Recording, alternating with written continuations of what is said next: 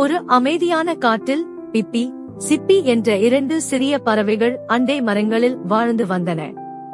பிப்பிக்கு நாள் முழுவதும் பாடிக்கொண்டே சோலையை சுற்றி வருவது என்றால் மிகவும் பிடிக்கும். சிப்பி ஒரு வண்ணமயமான சாகசத்தின் மீதான ஆர்வத்திற்கு பெயர் பெற்றது. ஒரு நாள் காலை வேளையில் பிப்பி ஒரு கிளையில் அமர்ந்திருந்த போது சிப்பி அருகில் வந்து அமர்ந்தது.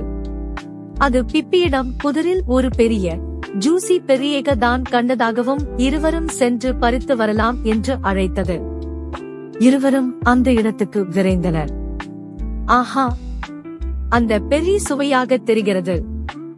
ஆனால் அது மிகவும் பெரியதாக அல்லவா இருக்கிறது.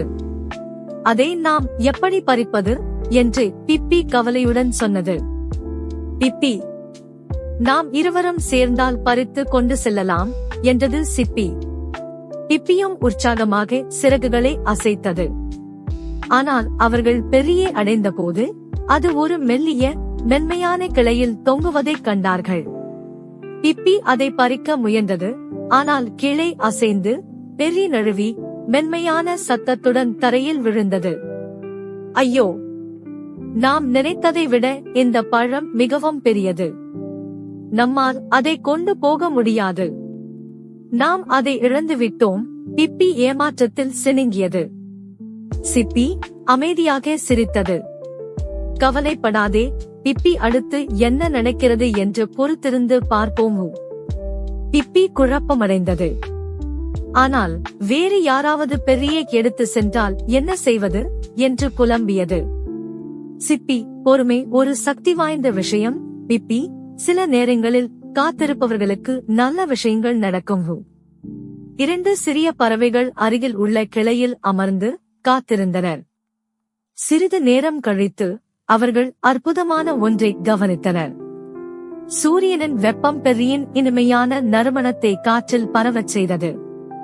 மெதுவாக எறும்புகள் கூட்டம் பழத்தை நோக்கி வந்தது. சிறிய துண்டுகள் மட்டும் எடுத்து மீண்டும் தங்கள் கூட்டிற்கு கொண்டு சென்றன. மீதமுள்ளவற்றை விட்டுச் சென்றன. சிப்பி பிப்பியை பார்த்து, இப்போது பார், பெரிய சிறிய மற்றும் எடுத்துச் செல்ல எளிதானதாக இருக்கிறது. மீண்டும் முயற்சிப்போம் என்றது. இந்த முறை பிப்பியும் சிப்பியும் ஒன்றாக வேலை செய்து பழத்தை கிளையுடன் தூக்கி தங்கள் கூட்டுக்கு எடுத்துச் சென்றனர்.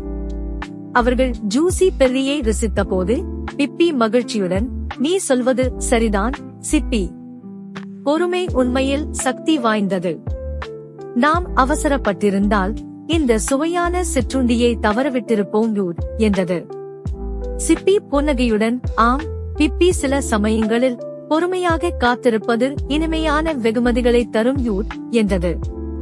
அதனால் குழந்தைகளே, 2 குட்டி பறவைகளைப் போல வாழ்க்கையின் சிறிய பொக்கிஷங்களை அனுபவிக்க சரியான தருணத்திற்காக பொறுமையாக காத்திருக்க எப்போதும் தயாராக இருக்க வேண்டும்.